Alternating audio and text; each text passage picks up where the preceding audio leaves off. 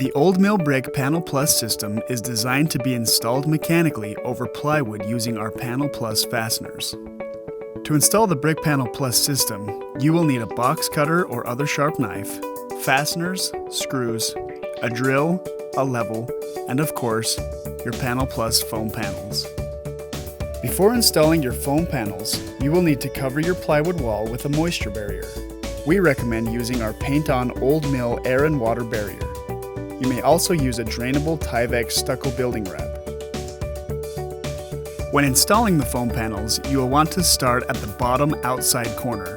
You will need to cut the bottom edge off your panels to ensure that a full brick is placed at the very bottom of your project. After cutting the bottom panels, install them using the Panel Plus fasteners and screws. Make sure your fasteners are flush with the panel. Use your level to verify you are installing your panels straight and even. You want to screw the fasteners into the wall studs first, then screw in one fastener for every square foot. To learn how to install your brick and for more information, visit oldmillbrick.com/install.